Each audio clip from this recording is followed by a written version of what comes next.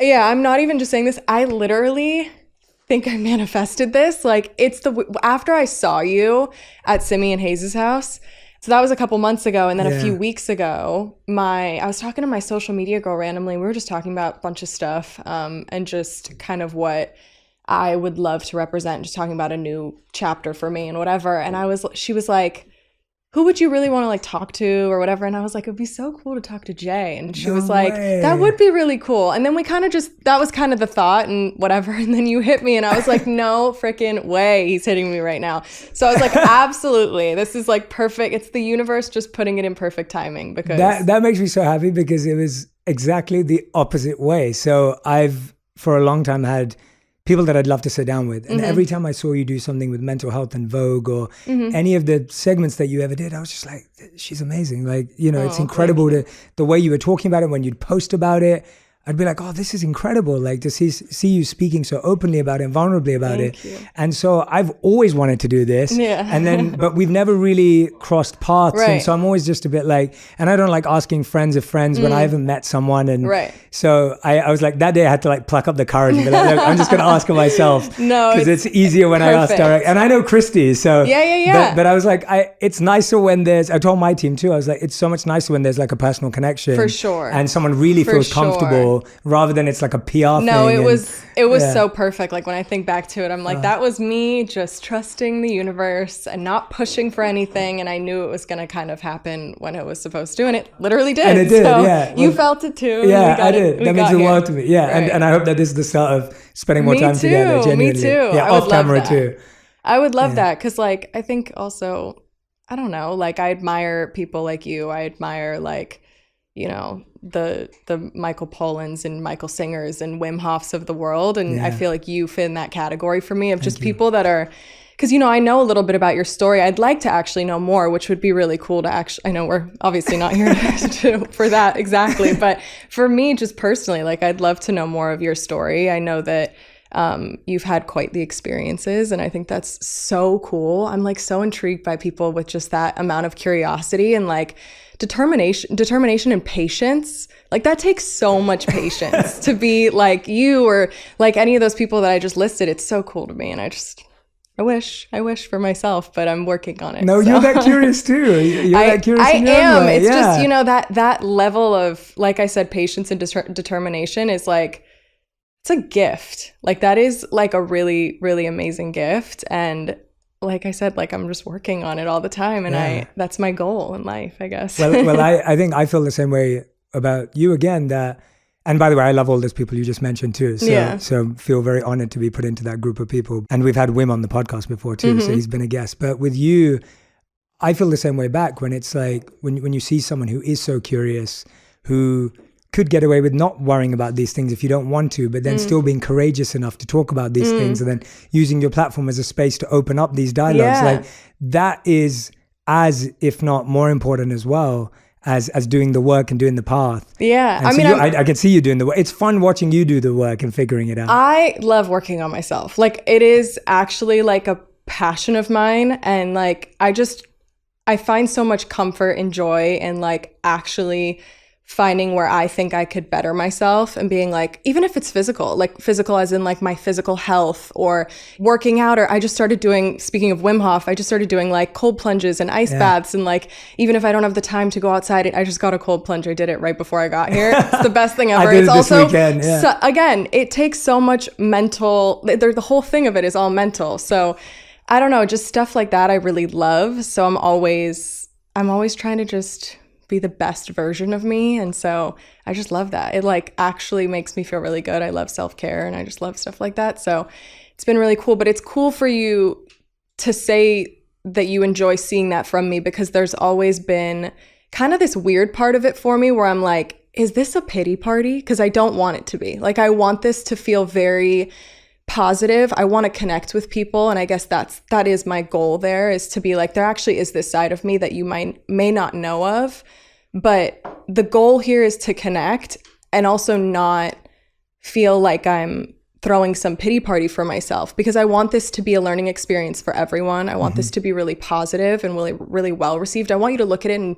actually have a positive feeling towards it. So I don't know, you'll find like if I, when I do kind of post about something or when I want to talk about something, I'm usually sharing a tip or like sharing kind of like a little technique, even if it's something so simple as like walking outside, taking a few deep breaths and journaling. Like it's just that kind of stuff that I really like to share, because I feel like I want to be helpful more than anything. Absolutely. And that's at least how I see it. Like I see it not completely, not as a pity party at all, but so much more as just, hey, here's a reminder, or here's something that I did. And I feel like that positivity shines through too in the way you do it. So at least if that helps, whatever that's worth from the outside, it definitely comes across that way. Cool. And this has easily been the warmest introduction to a flow of a conversation I've ever experienced in my entire life. I was going to say, I was actually really nervous coming in here because this means so much to me. Like, and I'm serious because, I've done a lot of interviews in my life. And when thinking about this one or thinking about that I even wanted to do something like this, it means a lot to me. And so it made me a little nervous. And I was like, I just want to get this right. This isn't like, me going out and promoting something or talking about something. This is, something very real that we all experience, which is just, ourselves and our well-being and just everything. So and this is a, for me genuinely, and I really do mean this, like the podcast has been a great excuse, or really from my side an intention to get to know people I really admire. And so for me it's been a great way of building new friendships and relationships, because if you can sit and talk to someone and really get along with each other, you're like, oh, we should do this more often. And so I'm honored. So for me it's definitely been that. And to me, you saying that and taking it as intentionally as you are, it's for me it's as important. I always share this before we start recording usually, but we just flowed.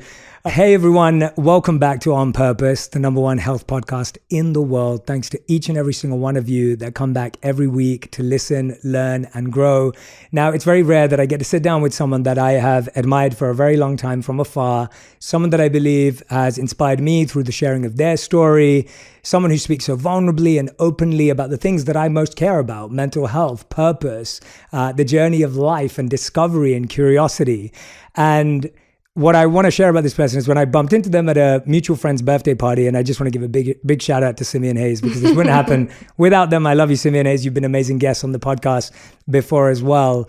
I wouldn't have bumped into this individual and had this opportunity to reach out to them. And as soon as I reached out, this has been the most flowing conversation and connection that I've possibly had on the podcast, to be honest. So I just want to put that out. I'm speaking about the one and only, someone who needs no introduction, but successful business founder, international supermodel, founder of the incredibly successful tequila brand 818, and star on the Hulu's The Kardashians, which premieres in second season on September 22nd. The one and only Kendall Jenner. Kendall, thank you so much for doing this. Thanks for having me. That was a wonderful introduction. Oh, well, it's honestly been such an honor getting to know someone who, it's very rare that I find someone who functions with very similar values in a personal connection sense.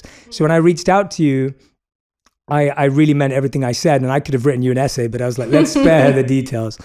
And then to get your response, and then for us to be here within a couple of weeks of connecting. And even your message this morning, I just want people to know, I was like, the text you sent me this morning, I was like, this never happens. Like, I was like, this is amazing. And I was like, and I was literally going to do the same thing. And so to me, I was like, this is very rare. And so I love the synergy and the flow that we're experiencing. And me too. I'm excited to get into it now. Yeah. It's funny because I called Hayes before the other day, and I was just like, oh my God, I'm going on your friend's show and whatever. And she was like, he's the best. You're just going to flow right into it. He's so easy to talk to. And that's literally what happened. And like I told you, I just feel like I manifested this moment for both of us and for this whole experience. And so I am really happy to be here. And I'm honestly honored. Like I said, I admire you, and there's so many people like you that I admire. So I think sitting down here with you is just so cool for me, and I get to talk about fun things with you. Amazing. First of many. And I wanted to start with, because I always like to start with just things that I've seen more recently. A couple of days ago, I think you posted a beautiful picture of you hugging your horse. And you were like, like snuggle time or something like that. And I was just like, when did horses become a part of your life, and how did you get so close to them? I think I've spent many lifetimes with horses. I think this is one of many lifetimes that I've had. I grew up in a horse community. So where we grew up, horses everywhere, more trails than there were homes, really. And so I was always around horses, and I just was deeply in love with them. And I have no explanation, and that's why I say I feel like in past lives I have just been around horses. Yeah, so since I was a really young kid, loved them, and continue to love them my whole life. They're just the best. They're the most majestic and gorgeous and spiritual. They feel everything. I just it's such an honor to be in their presence and to be able to do what I can do with my horse. I find so magical that I can stand in her stall with her and just vibe out with her. I sometimes come to get a little teary-eyed when I'm standing in my stall with her, because I'm like, this is so cool that you allow me to do this and we have this connection without any words. It's just the best thing ever. So I love them. Yeah, that's so special. I have a different teary-eyed story with horses, but I'll tell you the short version. So when I proposed to my wife, who I can't wait to introduce you to, when I proposed to her, which was 8 years ago or something like that, when I proposed to her, I organized what I would consider a very Hollywood proposal. It was too over the top, and I would do it totally different today with everything I've learned. Happens. But yeah, it happens. And so we were walking by the Thames in London, which is where we're both born and raised. And this a cappella group jumps out and they're singing Bruno Mars. And then they give her a bouquet of flowers. And then I get down on one knee, I propose, we have dinner by the river. And then we walk around the corner, and there's a horse-driven carriage to take us around, to take us around London. And so we're on this carriage. We have this beautiful path through London, and then we get into the train to get back home to her parents to tell them, and they already knew. She's got hives all over her face. No and way. All over she her was arms. allergic? She's allergic to horses. And I found out the day I proposed to her. I was like, all right. So then she had tears. And when we got back, her parents were like, what did you do to her? At least you got to enjoy the moment. At least you got to enjoy the, yeah, it wasn't until right? afterwards. But no, I love horses. To hear that. No, I love horses the same way you do. I used to go to India a lot when I was a kid. And that's where I first learned to be with horses. And they're so therapeutic. Absolutely, yeah. There's a reason there's equine therapy. It's the best. But exactly. Yeah, they make me when I'm with her. I have a few, but I'm mostly with one of my horses right now because her name's Delandra. I didn't name her. She came with her name, but I call her Dylan or Dill. I love her so much, but when I'm with her, I genuinely, I spoke about how I've just loved horses my whole life. I feel like a kid around her. I feel like my 12-year-old self that would get up every morning throughout the entire summer at 8 a.m. to go just be at my trainer's facility, and I would stay there from 8 a.m. to 8 p.m. I'd ride all her horses. I'd groom all her horses. I would just sit in the stalls with all the horses. Anytime I'm with her, I just have that sense of being a child again, and it's a really, really good feeling. Yeah, so animals have that special ability, don't they? They're so awesome. Whichever animal you're attracted to, and I never thought I would, but when I lived as a monk, the animal that's revered in India is cows. And you would never think of cows being majestic or, in that way, especially when you're not in India. But the cows in India have these lotus-like eyes. The eyes are just absolutely gorgeous. Stunning. Yeah. And they're so special, and they're such gentle animals. Yeah. And recently, Radhi and I went trekking with gorillas in Rwanda. And gorillas are we have to go. That sounds unreal. It was unbelievable. And they're the animal that's revered in Rwanda. So whenever they have a new gorilla that's born, they have a naming ceremony with the community. I love that. It's so beautiful. And then I heard somewhere that your first job was you were a dog walker. Yeah. And so I was thinking do you have any lessons or anything you learned by being a dog walker? I think first jobs are so interesting. Yeah. No, I was always a super disciplined child, meaning to I would put myself to bed at 7 p.m., my mom would be playing with me and my little sister and be like, Mom, it's 7, I gotta go to sleep. It's time for my bedtime. She'd be like, are you okay? And so I was always that kid. And so I think I just was always really eager to work. I don't know why. I just wanted to always have something to do, something that I felt passionate about that I really enjoyed.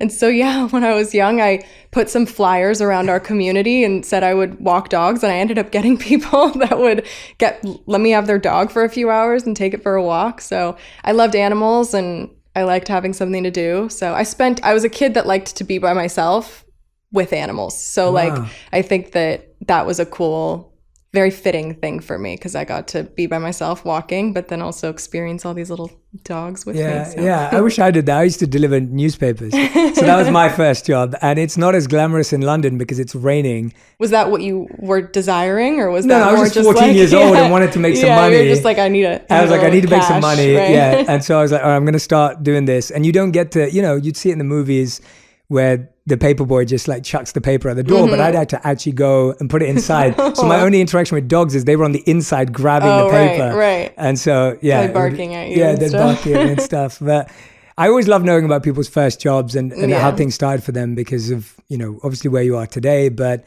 what do you think it was in those early years where you just said you were very disciplined? Like it sounds like you were aware of certain habits that you built then. What were some of the things that you feel confident about, or how did you look for validation in those early years, and where did it come from for you? I mean, it's interesting. So Kylie, my little sister, she was always the social butterfly. I just liked being to myself. I don't know if that's the Scorpio in me, so it just came naturally or whatever. I had a group of friends who I loved.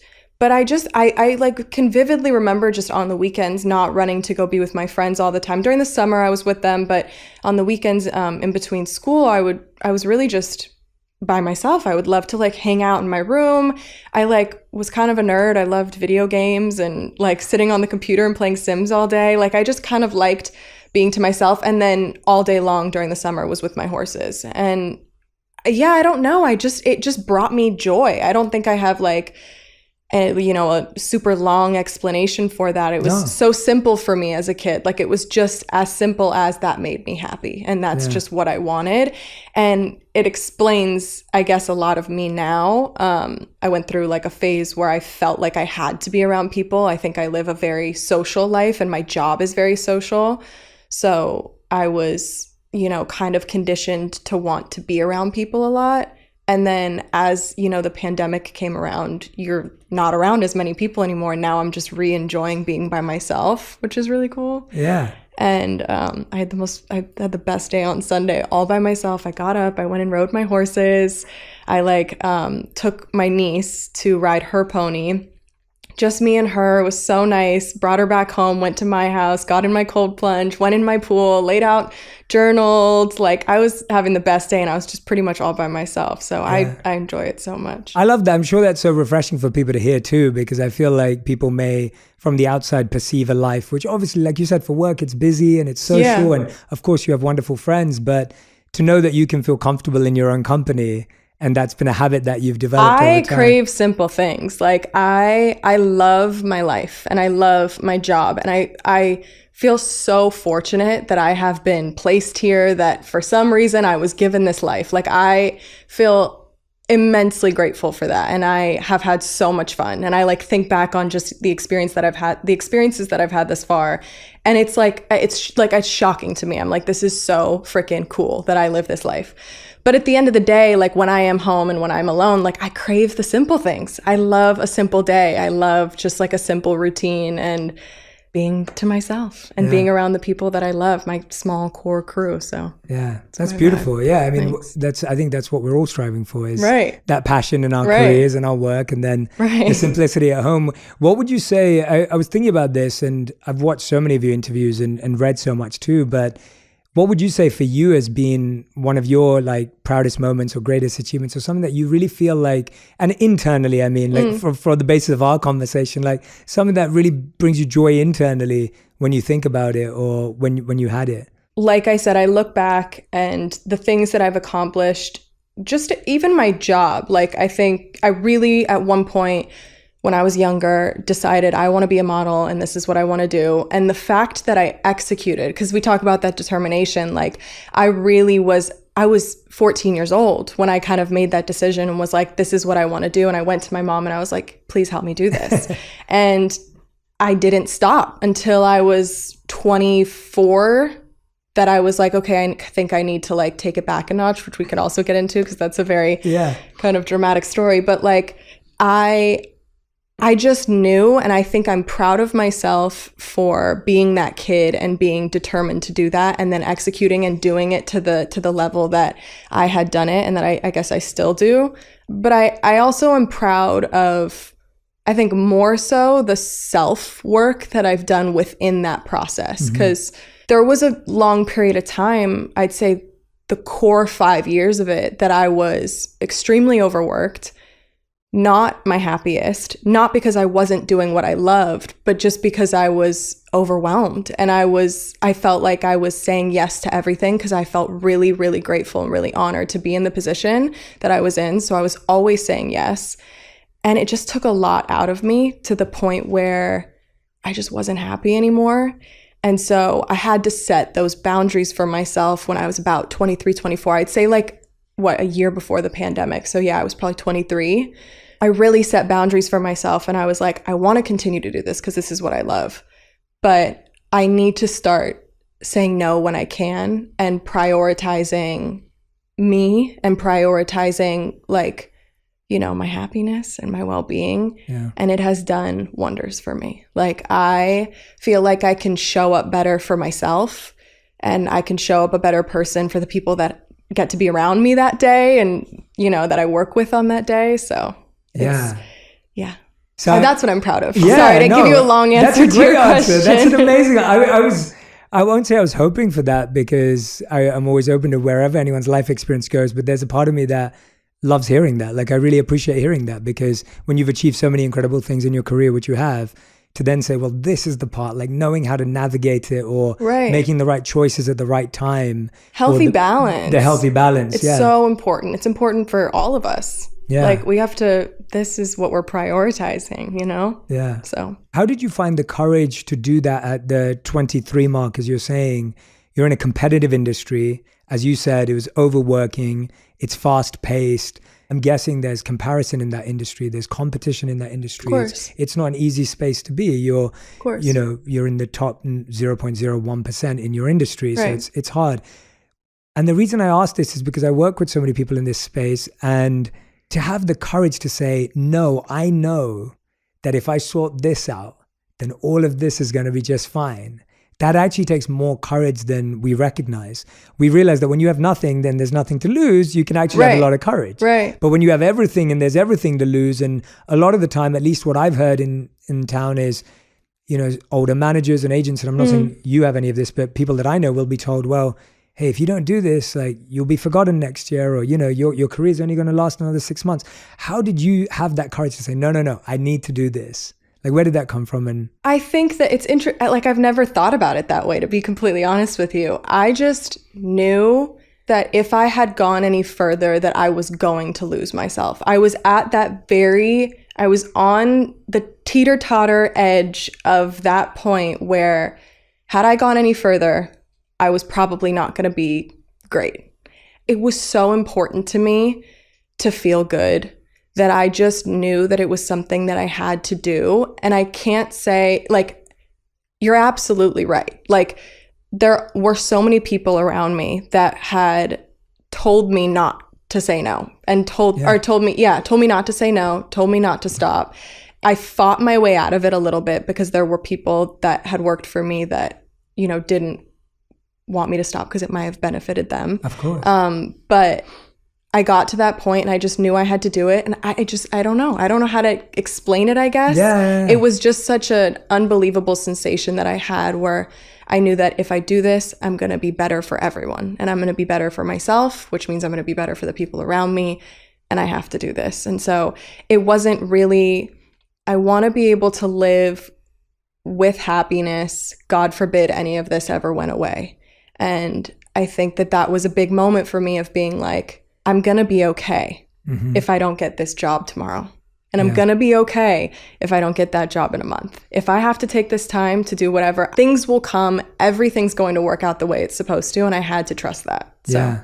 Well, to me, from the outside, and it's beautiful that you didn't see it in yourself, because that almost makes it even more wonderful. But the idea that, to me, from the outside, that's a lot of courage. Yeah, thank you. It takes a lot of courage. It takes a lot of vulnerability and openness, and it takes courage at every level, whether someone's thinking about quitting their job to do something they love, or whether someone's trying to relocate their family and doesn't know how, or whether someone like you is feeling success but then going, well, wait a minute. And I think in the past few years, we've seen athletes and musicians and actors and people in all creative industries step back and say, well, I need to put me first. Yeah. And I think that that's empowering because I think we hear about burnout in work culture and corporate culture so often. For sure. So what was it that you started to do with that newfound time at that time? Like, was the curiosity always there and now you could actually follow it? It was. Yeah. It was always there. And I had a lot of people coming to me telling me about meditation and how it changed their life and therapy and so many different things. And I was a bit overwhelmed because I was like, oh my God, what if this is going to suit me? I think it's a very personal experience. Absolutely. I think everybody has a very different version of all of that stuff. And so it was a little overwhelming. So I think I really just took the time to be off for a second. It was even the little things. It was like being able to go to my friend's birthday party, which I wouldn't have been able to go to before because I was working a lot. I love hearing that because I think it is those simple things like, you know, giving yourself that space, whatever it is that you needed to do. Yeah. When you needed it. And like you said, sometimes it's like, that's when all the subscribe buttons come up in front of you and it's like, try this and try this. And it's like, well, no, let me just take my time. And it was also, now that I think about it, 23, I'm 26. I've had my horse so around that time is when I bought the horse that I have now, who is my, like, I jump her and I like have, I have 2 other horses, but they're like retired. So I don't really ride them the same way I ride her. So yeah, I guess it was around that time too that I was like, I'm going to do this because I love this. And like, I want to get back into it. And this is what I've loved my whole life. So it was around that time that I feel like all of that started happening. And I bought my horse and I like started taking more time for things that made me really happy. Yeah. What I'm noticing in you and observing, or at least from just these... God. No, in a good way. In a good way. It's all good. I was just saying, it's like, it feels like no matter what's happening in your orbit, there's this pillar of belief that it's important to be happy. Yeah. Like, that's like this core center belief in your life where it's like, it's important to be happy. It's important to be happy. That has to be the goal. For sure. And, it's not always easy. We live in such an interesting industry and in such an interesting time with social media that it can be very hard sometimes. You can fall victim to so many things that don't serve you and that don't make you happy. If your happiness depends on the actions of others, you're at mercy of things that you can't control. Mm-hmm. And that's never where I want to be. So I always want to live in, like, me and my therapist talk about, like, my higher goddess, my higher self. Like, I always want to live there knowing that, when I'm there, you can't take that away from me. That's mine. And no matter what, you can disagree with me, you can agree with me. That's not going, I'm not changing. I'm not shifting. I'm here. I'm in my higher goddess. Yeah. So I always live by, like, keep holding my happiness and not letting anyone else affect it. And though I fall victim to it at times, of course, as we all probably do. Absolutely. I strive every day to live in that place. So what are some of the qualities of your higher goddess? So that kind of avatar, like, she's awesome. Like I said, I don't love a pity party. I also like, sometimes it feels weird to, like, say good things about yourself, but I've also learned a lot about talking to myself and a lot about looking in the mirror and being like, you're great, you're gorgeous, you're amazing, you're loyal, you're positive, you're so many, like, I love words of affirmation. I love just sitting there and reassuring myself of who I am, because that's another thing for me. There's so many false narratives about me, about all of us, I'm sure. Like, so many people think they have you figured out when they don't even know the half of it. So sitting there and being like, you get frustrated sometimes. It could feel really unfair. You could be reading something that someone is saying about you or hearing something that someone's saying about you and being like, that is so unfair because that's not who I am. Mm. And that really gets to me sometimes, and that really sucks. But then looking at myself in the mirror and being like, but I know who I am. Mm-hmm. And that's all. Why does anything else matter? And my friends know who I am. And my family knows who I am. My dog knows who I am. My horse knows who I am. Like, why does everything else is just noise? I do this exercise. I don't think I've shared this before, but I do this exercise with some of my clients where we'll go on a walk and we'll be on a hike wherever we are. And I'll ask them what they think a piece of, maybe there's a little leaf, or maybe there's a flower or something that looks a little unique on the path. And I'll say, what do you think that feels like? And what do you think it would feel like if you picked it up in your hand? And they'll be like, oh, it looks really rough, and like it might scratch me, and like it looks like a bit, like uneven or whatever, and it looks kind of hard and strong. And then I'll ask them to pick it up. And 9 times out of 10, it's completely different. Like they'll pick it up and it'll just dissolve in their hands, or they'll turn it over and the color's really soft. The shape's really soft, and the color's totally different on the other side. And I do that exercise to help us realize just how multifaceted humans are. Yeah. Like, today I've got to meet you, and obviously we're spending a lot of deep, intimate, vulnerable time together. So you learn faster about someone. But if someone only follows someone on social media, or only sees someone at an event, or only sees one interview, it's so easy to create such a singular view of someone. Right. And I think, and I want to say this because I really think we all feel it, I don't think anyone wants to be seen in a singular way. If you had to choose one word that had to be you for the rest of your life, I don't think anyone wants that. I think we all know that we're messy and complex and different. Of course. But we like to put someone else in a box, whoever that may be, because it's easier then to live life and say, okay, well, that's person's A, B. Right. So there's this beautiful piece of wisdom that I always share from Charles Horton Cooley, and he wrote this in 1890, I think it was, which just shows how true this has been for such a long time, and obviously long before that as well. And he said, the challenge today is, I'm not what I think I am. I'm not what you think I am. I am what I think you think I am. And we'll let that blow everyone's mind. It gives me chills every time I say it. Charles Horton Cooley said, the challenge today is, I'm not what I think I am. I'm not what you think I am. I am what I think you think I am. And what he's trying to say is that we live in a perception of a perception of ourselves. So if I think you think I'm smart, then I allow myself to feel smart. Right. It's like we need that validation. We need that validation. Or if I think you think I'm not smart, then I feel hurt. Yeah. And the challenge is, I don't know what you're thinking at all, or especially outside in the world. And so I find that what you're saying around like, well, what do I think about myself? Like, how do I feel about myself? How do the people that actually know me feel about me? Right. I think that's really empowering. I wanted to ask you, because I feel like from what I've seen and from what I've heard, you have great friendships. You have a great relationship with your family, as you said. Like, what do you think have been really great habits or traits in relationships that have helped you build up good friendships and family relationships? Because I think for so many people, sometimes their friendships and their family can often be the most difficult part. But I feel like the way you communicate or the way you're talking about it, I'm like, okay, there's some really good habits in place here. Yeah. Have there been any principles or rules that you've learned along the way that have been helpful? I mean, of course, honesty. I'm a big person on like keeping a really honest, healthy, communicative relationship. But I also think like, I find it really important to not feel like you're on top of each other when you have your family around or your friends around. It's okay to like, sometimes, even if you're at like a family dinner, running to the bathroom and just being like, let me just take a couple breaths because this is getting overwhelming. That's a great Do you know what I one. mean? So Yeah. I just love to like, take a second. My feelings are valid. Like sometimes my family's a lot, which I bet everyone already knows. Which is everyone's families have a sense of crazy to them. Totally. But I think that I can get really overwhelmed really easily. I am prone to just, a good amount of anxiety and just being extremely overwhelmed and kind of taking everything too seriously sometimes. So I like to just step away sometimes and just be like, this is okay. I'm allowed to feel this way. It's valid. I'm just going to take a deep breath and I'm not going to react. And then I'm going to go back out there and I'm going to be fine. That's a great sometimes habit. I do that. I love that. I love how easy it is. No one needs to learn a new meditation practice or a new thing. Sometimes that's it's so just as accessible. simple as that. Yeah, it's as simple as that. I love that.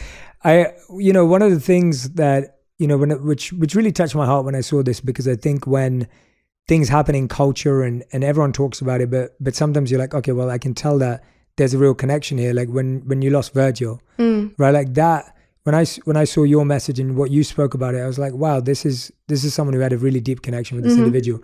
And going through grief is really, really tough. Like, people who lose, and I lost two really close people to me during the pandemic. I'm sorry. Thank you. One was my spiritual teacher since I was 12 years old, and he died of stage 4 brain cancer, and I hadn't seen him during the pandemic, I couldn't go back for his, because that was still when it was like tight lockdown. So I couldn't go back for his funeral. And, you know, he'd been the person who'd been such a key piece in my life. Wow.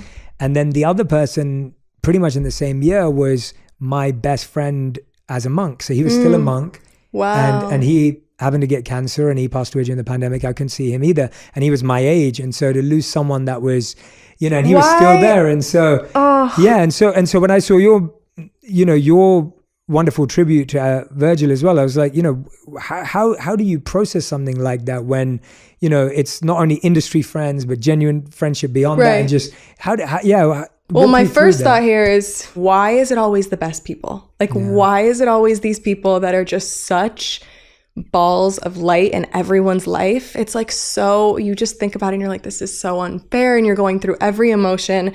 And to be honest, it was really shocking because not everyone knew what he was going through and suffering from. So it was really shocking. I'll never forget the day I found out. And it just absolutely, obviously breaks your heart. And you can't help but be like, oh my God, did I ever say enough? Did I ever tell him enough?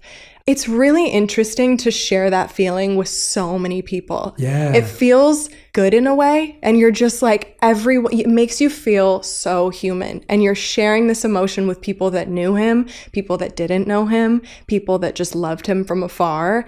And it's just a really beautiful and incredible thing to a certain degree, but then also just obviously the most devastating thing. It hits so hard when so many people are talking about it and so many people are affected by it. So it was definitely a really shocking, really sad time. Yeah. It was, yeah. Yeah, and it's really interesting what you said there. Is like, why, and I had that with my spiritual teacher for sure. I was just like he was, you know, and what's really powerful about what I could at least remember from him at that time was that even though he had stage 4 brain cancer, which means he'd lost his short-term memory and a lot of his long-term memory was impaired, if you ever met him, he would just thank you for your service to God. Like, he would just say, thank you for everything you're doing for other people. And he would just be grateful.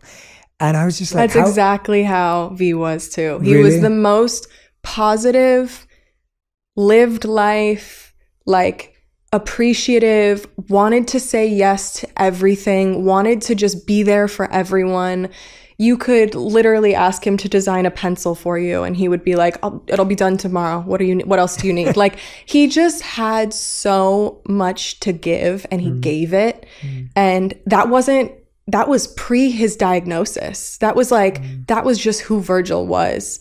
And so to then find out what he found out at a certain point in his life and still be that person, and still like, I'm going to show up for everyone. Yeah. And like, my time here is so special to all these other people, and I'm going to like be here to make them feel amazing. It's just like unreal. Like, it makes you just be like, what? Yeah. Like, how could you be that incredible and giving? Like, that is so crazy. Yeah. There wasn't a selfish bone in that man's body. Like, he was just the best. So. Yeah. But I'm sorry to hear about your. Oh no. I think it's actually nice speaking about people that we both love in a similar way, even though they're in such different places in life doing very different things. Yeah. But to talk about someone's, and I think that's a big part of it for me, at least with grief, that I feel like when I talk about the beautiful qualities of the people that I lost, it gives me so much confidence that they want me to live it and they want me to try and embody it, and that how fortunate we are to have experienced that type of humanity. Yeah. Like, you know, and those are my thoughts of him. Yeah. Like,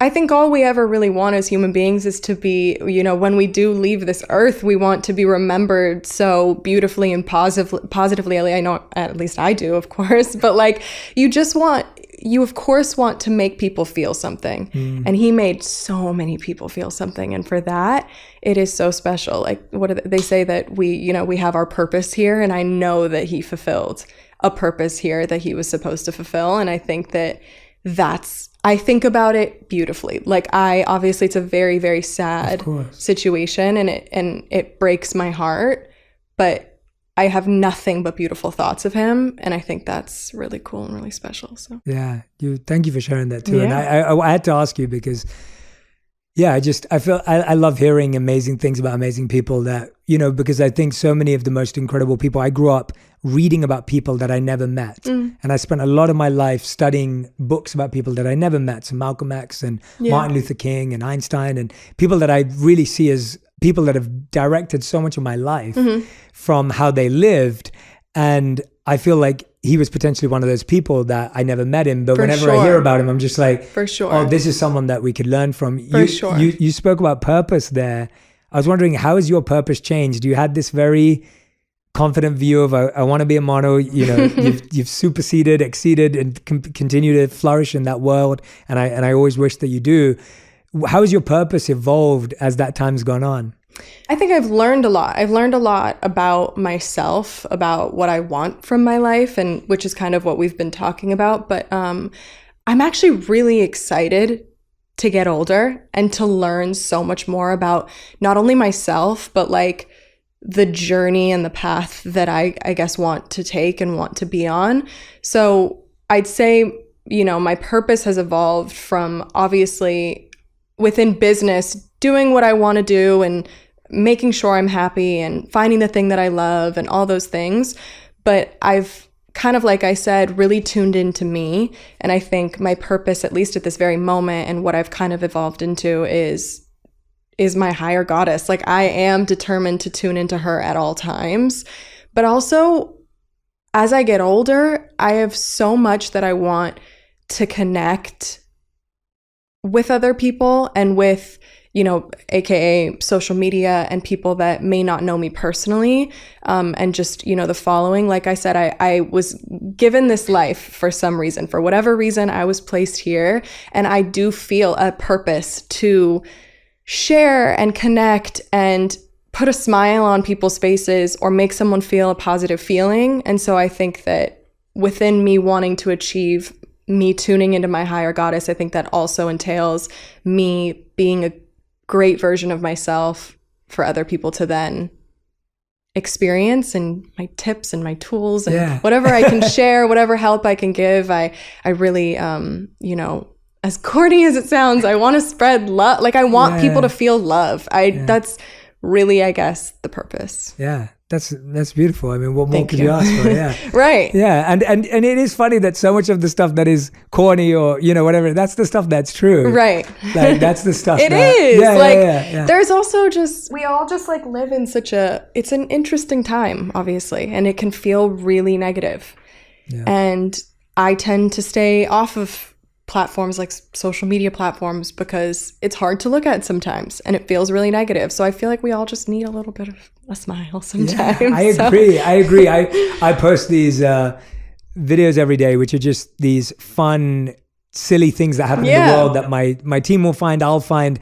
And I post them every day literally for that reason and that reason only, because I'm like, I may or may not say something that makes someone smile. Right. But this definitely will. Like, this without a doubt will bring some joy to someone's life. That. And if this is the only joy that someone experienced, I want them to see good in the world and believe that there's good in the world. That's one of my favorite things to see on TikTok when I sit in my bed at night and fall victim to TikTok. I love to see, there's people that'll post like, here's like 5 amazing facts that have happened in the world in the last couple weeks or whatever. And it'll be like, pandas are not extinct anymore. And like the Great Barrier Reef is coming back and stuff like that. And so I'm like, that's so cool. Yeah, that's what I want to hear. Exactly. And if it was like it's going down, it's like it's going to get a lot of likes and hits. But if it's going up, it doesn't get the same attention. Yeah. Why do we like gravitate towards the negative so much? Like, no. Very interesting. We have to retrain. I genuinely believe it's just a pattern. It's a pattern and a habit that's been adopted for so long. Absolutely. And we have to retrain ourselves. The clickbait of it all and the whole thing. And we're like,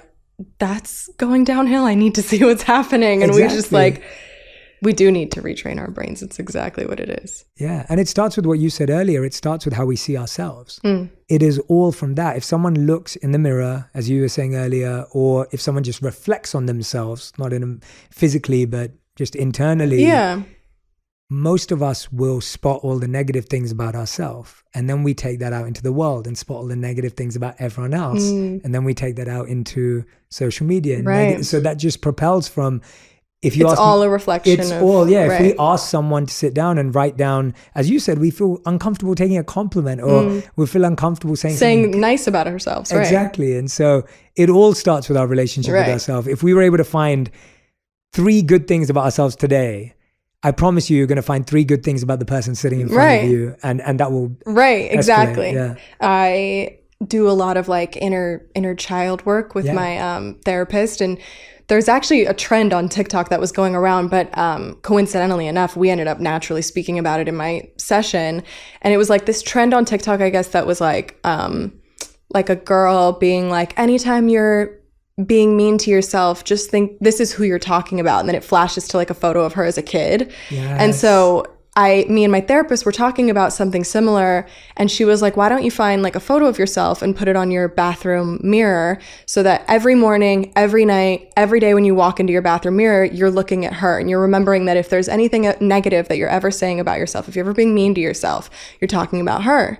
And so I did that, and I went into my like my memorabilia closet in my house, and I was looking through old like photo books, and I've seen these photo books my whole life. I've literally seen every photo that's been in here, and I like flipped to a page, and there was a photo I'd never seen of myself ever. It was a Polaroid, so it was the original photo. And it was just me as a little girl with a bow in my hair and a dress on. And I have like a little alien tattoo or something right here. And I'm like, have this big cheesy smile on my face. And I was like, that's the photo I'm putting on my thing. I can show you the photo later. I have a picture of it on my phone. But so I pasted it on my bathroom mirror, and I talked to her. And I'm always like, if I'm ever looking in the mirror and being negative towards myself or anything, I always look right over to her, and I'm like, she's dope and I love her. And so it's just another way of just self-love. I love that. That's such a great tool. That's such a great tool. My team found a kid picture of me and made an embarrassing version of that trend. So I'll show you that too. But, awesome. Okay, so you know it. Yeah, okay. I know exactly which one you're talking about as well. Kendall, you were saying earlier that, you wanted to come here and you wanted to share, and you manifested it, and there were things you wanted to share. What is it that's on your heart that you've wanted to share that maybe we didn't go there today already? Or is there something on your mind and heart as an experience, or anything that really drew you here and made this happen, right? Like, I want to honor that. I think we've honestly touched a lot of what I felt like I would have loved to get off my heart. I don't know. I was really excited, honestly, to come here and share a little bit of me that I feel is very sometimes scary for me to share. And like I said, I came in here and I was a little nervous because this is important to me. And like this part of, everyone's journey and what we're talking about today it's so important. That was, I guess, my intention here today, was to come in and share a little bit of me, and maybe for whoever's watching, they find some comfort in this or some joy from this, or they understand me a little bit more, you know what I mean? So I think that we've hit a lot of really cool points, and yeah, I mean, I feel really good. Good. I wanted to honor that. I asked Thank you. because, I think when you feel you're in that flow with someone, and yeah, I feel like, we've learned so many new things about you today, and there's so many moments where I'm like, I just feel like you're so comfortable and you've been so open with us, but I just wanted to honor that. Thank you. And make sure that you feel that you've really felt heard and seen. And, I appreciate that. Yeah. Thank you. So I want to be mindful. I hope so. We all want to just be understood at the end of the day. So. Yeah. I think the closer you get to people, humans, the closer you get to people of different backgrounds and different walks of life, the more you start to recognize how similar we all are. Yeah, exactly. And how many challenges we all share, despite how much money someone has in the bank, despite how much fame someone has, despite how much followers someone has. Right. And what we find is that everyone feels their own guilt for where they are, and everyone feels their own pressure for where they are, and everyone feels their own challenge for where they are. And you just start to realize that we all have the same emotions in different mixes. Yeah, we're all just having a human experience. Exactly. We're all just going day by day. I think we all need to be a little bit kinder to each other and just take it easy on some people. Because we all have our own struggles, and I don't know. I'm an empath, so I feel for things, and I feel for people, and and it starts with you.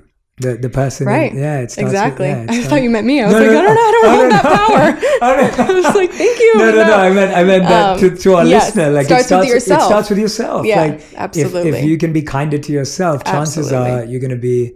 I found that the days I stopped judging myself, I stopped judging others because it changed how I saw humanity. So, Kendall, we end every On Purpose episode with a final 5, which is a fast 5 round.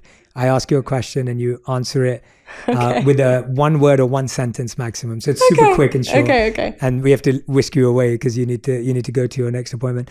But okay, so the first question is, what's something you're curious about right now? Ooh, I am super curious about, I was saying how I love Michael Singer, and I think what I really love, I'm reading The Surrender Experiment right now, and I'm only in the first couple chapters, so he's basically, this is not a quick answer. It's great, I love it though, please. He's basically at the first part of the book where he's talking about how he was curious about meditation and how he got into meditation and how he really just was like on a trip with his friends and his girlfriend in the woods and like sat in a corner or sat at a tree and was like, I'm gonna just really dive into this and see what happens.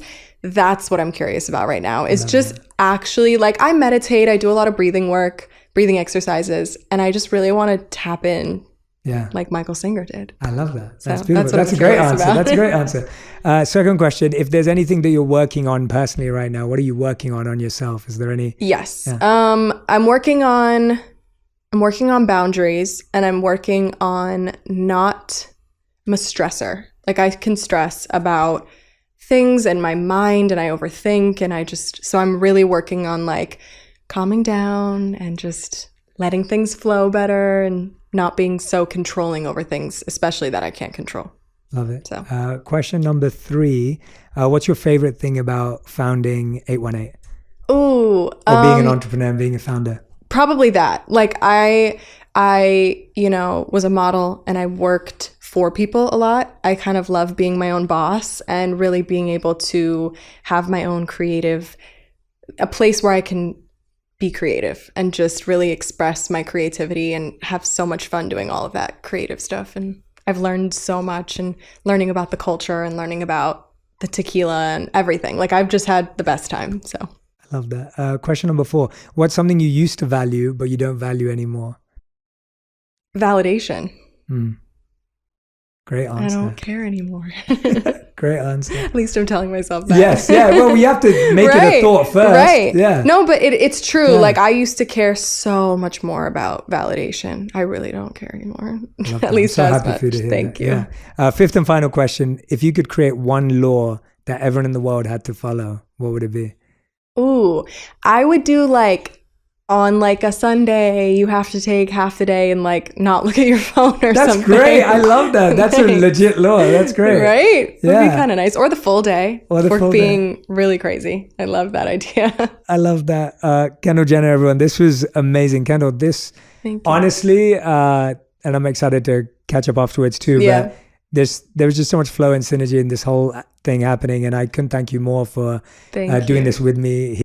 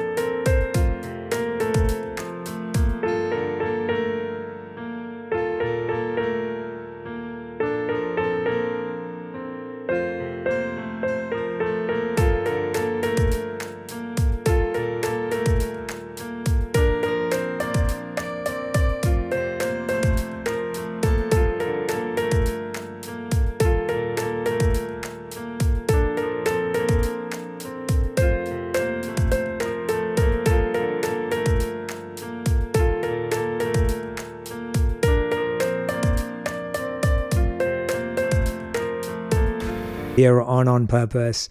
And I hope that this is the first of many times that we'll Yes. do this, but I hope I it's would love that. the beginning of a beautiful friendship For sure. and relationship. And For sure. I want to, everyone who's been listening or watching back at home, please let me and Kendall know, tag us, letting us know what resonated with you, what connected with you, like what was it that you've got curious about, or what was something she said that just shifted your perspective, or where you learned something new.